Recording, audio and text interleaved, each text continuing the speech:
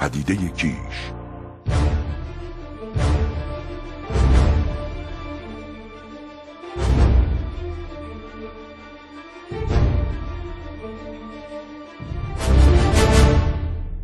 بار دیگر در شهر افسانه‌ای پدیده کیش هستیم. همانطور که مشاهده می‌کنید تقریباً 6 ماه پیش کلنگ آغاز عملیات عمرانی پروژه به زمین خورد.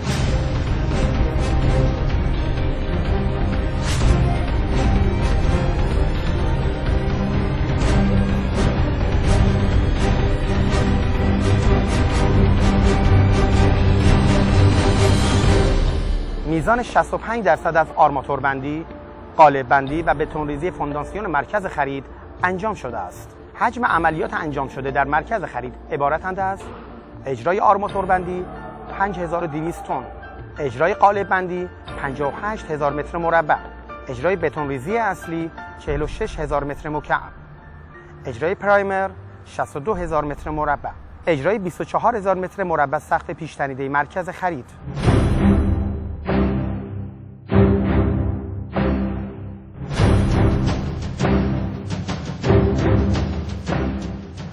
پیشرفت عملیات اجرایی موج‌شکن ضلع شرقی تا 10 متر مانده به شروع ساخت اسکله بارگیری و تخلیه و موج‌شکن ضلع غربی به میزان 270 متر طول. ادامه اصلاح خط ساحلی از ضلع غربی به سمت شرق به طول 100 متر.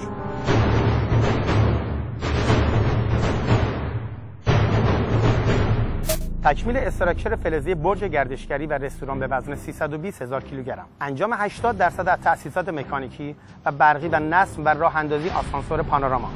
پایان عملیات اجرایی دفتر فروش و مبله کردن و اتمام برقکاری آن.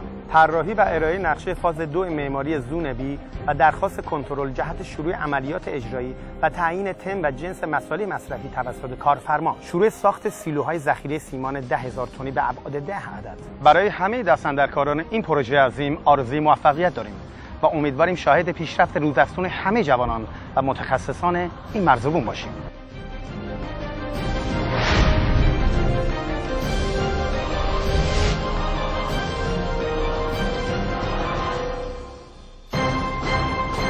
شهر افسانه‌ای پدیده کیش افسانه زندگیتان را روایت خواهد کرد. شما هم می توانید همراه ما باشید.